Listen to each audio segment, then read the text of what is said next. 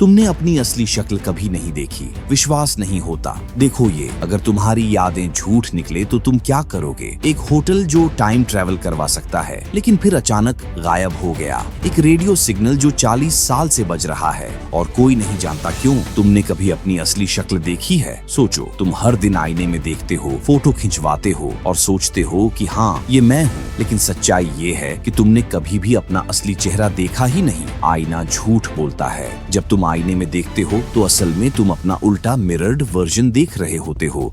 इसलिए जब कोई तुम्हारी फोटो खींचता है तो वो तुम्हें थोड़ी अजीब लगती है, क्योंकि वो चेहरा है जो बाकी लोग देखते हैं, लेकिन तुम नहीं। फोटो भी धोखा देती है। अब सोचो, कैमरा भी तुम्हारी शक्ल को थोड़ा डिस्टॉर्ट कर देता है। कभी कभी लाइटिंग एंगल और कैमरा लेंस तुम्हारे चेहरे को बिल्कुल अलग बना देते हैं। यही वजह है कि कुछ लोग फोटो में खुद को पसंद नहीं करते, जबकि असल जिंदगी में वो अच्छे दिखते हैं। ट्रू मिरर का रहस्य। अब मान लो तुम्हारे सामने एक ऐसा आईना रख दिया जाए जो तुम्हारा चेहरा उल्टा ना करे, यानी जो तुम्हें वैसे ही दिखाए जैसे दुनिया तुम्हें देखती है। इसे ट्रू मिरर कहते हैं। जब लोग इसमें पहली बार खुद को देखते हैं तो वो हैरान रह जाते हैं। कई बार लोग डर जाते हैं क्योंकि वो खुद को पहचान नहीं पाते। सोचो, अगर तुम्हारा असली चेहरा अचानक तुम्हारे सामने आ जाए तो तुम कैसा महसूस करोगे? शायद तुम्हें लगे कि ये मैं नहीं हो सकता, लेकिन असल में वही तुम्हारा असली चेहरा है जो लोग हर दिन देखते हैं। अब सोचो, अगर तुम्हें कभी ट्रू मिरर देखने का मौका मिले तो क्या तुम हिम्मत करोगे खुद को असली रूप में देखने की, या फिर तुम हमेशा उस झूठे चेहरे के साथ रहना चाहोगे जो आईना तुम्हें दिखाता है? क्या किस्मत इतनी भी तगड़ी हो सकती है? सोचो, तुम एक बहुत बड़े हादसे से किसी तरह बच जाते हो। दिल की धड़कन तेज हो जाती है,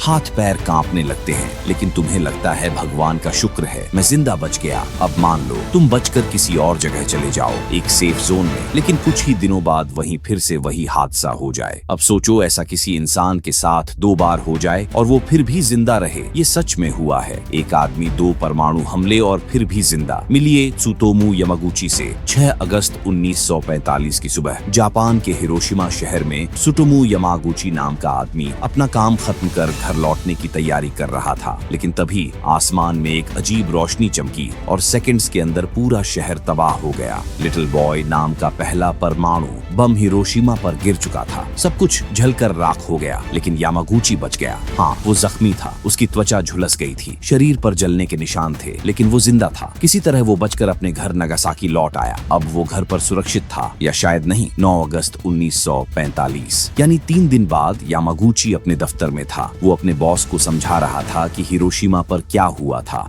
और वो कैसे बर्बाद हो गया, लेकिन उसी वक्त आसमान में फिर से तेज रोशनी चमकी और एक और धमाका हुआ। नागासाकी पर दूसरा परमाणु बम फैट मैन गिर चुका था। यामागुची दूसरी बार एक परमाणु हमले के बीच फंस चुका था, लेकिन इस बार भी वो बच गया। हाँ, वो फिर से जख्मी हुआ, लेकिन उसने मौत को दूसरी बार भी चकमा दे दिया। क्या ये सिर्फ इत्तेफाक था या उसकी किस्मत किसी और ही लेवल पर थी? दुनिया में सिर्फ वही इकलौता इंसान था जिसने 2 परमाणु हमलों को अपनी आंखों से देखा और बच भी गया। किस्मत से भी ज्यादा ये हिम्मत की कहानी है। यामागुची 93 साल तक जिए और पूरी दुनिया को एक सीख देकर गए। जिंदगी मिले तो उसे आखिरी सांस तक जियो। अब तुम सोचो, अगर तुम यामागुची की जगह होते तो क्या तुम हार मान लेते या फिर जिंदगी से लड़ते और साबित करते कि तुम्हारी किस्मत भी लोहा मानने लायक है? अगर तुम्हें एक होटल टाइम ट्रैवल करवा दे तो 1969 में 2 ब्रिटिश कपल्स ने फ्रांस में एक अनोखा होटल देखा। वहाँ का माहौल बहुत पुराना लग रहा था, जैसे वो 100 साल पीछे चले गए हों। सुबह जब वो निकलने लगे तो होटल के स्टाफ ने उनसे बहुत ही कम पैसे लिए। जब वो दोबारा उस होटल को खोजने गए तो वो कभी मिला ही नहीं। लोकल लोगों ने कहा ऐसा होटल कभी था ही नहीं। अब सवाल ये है, क्या वो लोग टाइम ट्रैवल कर गए थे? अगर तुम्हारी